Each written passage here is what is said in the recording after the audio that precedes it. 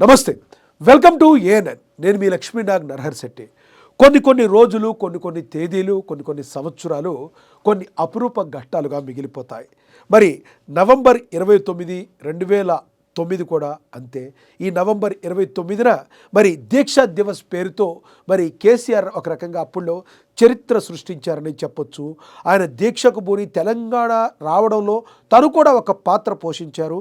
దీనిలో నిస్సందేహంగా అది నిస్సందేహంగా కరెక్ట్. అది దానిలో ఎటువంటి ప్రాబ్లం అయితే లేదు. అయితే కేసీఆర్ ఆ రోజున ఎంతోమంది యువతకి స్ఫూర్తినిచ్చారు.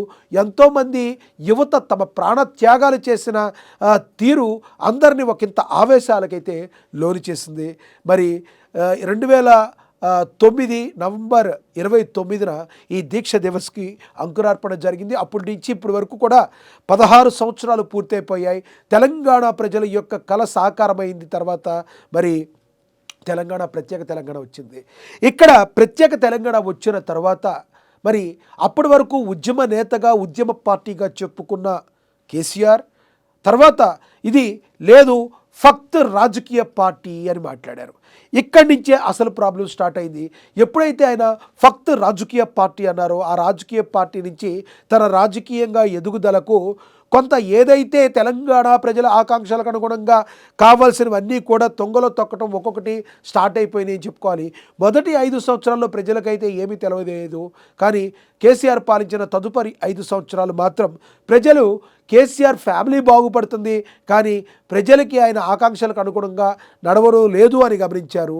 దాని ఫలితమే గత ఎన్నికల్లో కేసీఆర్ పార్టీ మరి బీఆర్ఎస్ పార్టీ ఘోర వైఫల్యం చెందింది. కానీ ఇప్పటికీ కూడా తెలంగాణ ప్రజలు కేసీఆర్ని గౌరవిస్తారు. కానీ తన గౌరవాన్ని తానే నిలుపుకోలేని పరిస్థితిలో ఈరోజు కేసీఆర్ ఉన్నారు అంటే బహుశా అతిశయోక్తి కాదేమో. ఎందుకంటే నేను అధికారంలో ఉన్నప్పుడు మాత్రమే ప్రజల ముందుకు వస్తాను, ప్రతిపక్షంలో ఉంటే ప్రజల గురించి పట్టించుకోను అన్న చందంగా ఆయన ఫామ్ హౌస్కే కట్టడి అయిపోయి ఉన్న తీరు ప్రజల్ని కానీ, లేదంటే కేసీఆర్ యొక్క కార్యకర్తలు కానీ, బీఆర్ఎస్ కార్యకర్తలు కానీ ఒకంత సంభ్రమాశ్చర్యాలకి గురి చేస్తుంది. కేసీఆర్ వచ్చుడో లేదా సచ్చుడో, కేసీఆర్ లేదంటే వచ్చుడో తెలంగాణ వచ్చుడో, కేసీఆర్ సచ్చుడో అనే నినాదంతో ఆ రోజున మాట్లాడిన కేసీఆర్ అయినా ఇప్పుడున్న కేసీఆర్ ఏంటి, కేసీఆర్కి ఏమైంది అని రకరకాల ప్రశ్నలు ఎంతోమందికి, ఎవరి దగ్గర సమాధానాలు లేవు. అయితే ఈ రోజున ఈ తేదీని ఉపయోగించుకుంటూ దీక్షా దివస్కు మరొకసారి మరి బీఆర్ఎస్ పార్టీ పిలుపునిచ్చింది ఆనాటి రోజులను గుర్తు తెచ్చుకునేందుకు. కానీ ఇక్కడ ఒకటే మిగిలిపోయింది. కానీ ఏదైతే కేసీఆర్ ఈ గడిచిన 2 ఏళ్లలో ప్రవర్తించిన తీరు, గత 5 ఏళ్లలో తమ పాలించిన విధానం, తర్వాత కవిత కావచ్చు, కేటీఆర్ కావచ్చు, అనేక కేసుల్లో ఉండటం, ఈ ప్రజా సొమ్ము ధనమంతా కూడా ఏమైపోయిందని ప్రజల్లో ఒక ఆలోచన మొదలైంది. ఆ ఆలోచన మొదలైన దగ్గర నుంచి కేసీఆర్ యొక్క ఇమేజ్ కూడా డౌన్ అవటం స్టార్ట్ చేసింది. తద్వారా కేసీఆర్ మీద అంతకుముందు తెలంగాణ ప్రజలు పెట్టుకున్న నమ్మకం ఏవైతుందో నెమ్మదిగా సన్నగిలటం అయితే స్టార్ట్ అయింది. ఈ రోజున దీక్షా దివస్ చేస్తూ ఉండొచ్చు. కానీ ఈ దీక్షా దివస్కి ఆ రోజునున్న కేసీఆర్కి ఉన్న పేరు ప్రఖ్యాతలు ఈ రోజున లేవు అనేది అక్షర సత్యం. మరి 100% ఇది సక్సెస్ అవుతుందా అంటే చెప్పలేం. ఎందుకంటే ప్రజలు ఒక్కసారి ఆలోచించారు అంటే ఆ ఆలోచనలు అందుకోవటం ఏ రాజకీయ నాయకుడి వల్ల కూడా కాదు. గొప్ప వాళ్ళు, పెద్ద వాళ్ళు, హేమాహేమీలు కూడా ఎంతోమంది అయిపోయిన పరిస్థితి.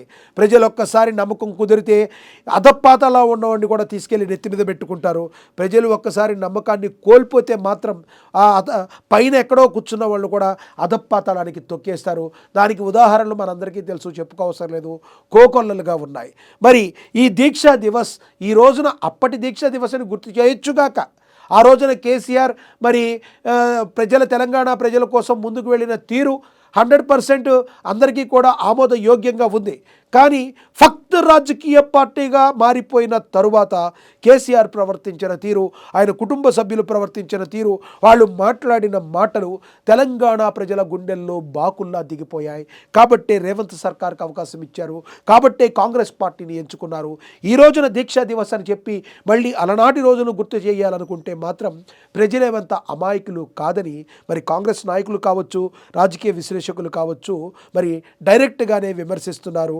ఇప్పటి వరకు కూడా ఫామ్ హౌస్లోనే ఉండి రాజకీయం అంటే తెలిసి ఇలా చేస్తారు రాజకీయం అని చెప్పిన కేసీఆర్ అయినా ఎందుకు వదిలేశాడు? కాడే.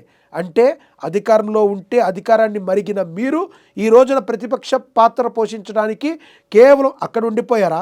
మీ కేసుల్లో ఇరుక్కున్న కేటీఆర్కి సమాధానం చెప్పలేకపోతున్నారా? మీ అబ్బాయికి, మీ కుమారుడికి, లేదంటే మీ కూతురు కవితని పార్టీ నుంచి బయటికి పంపించేసేటం అయితే పంపించేశారు, కానీ ఆవిడికి సమాధానం చెప్పబోతున్నారా?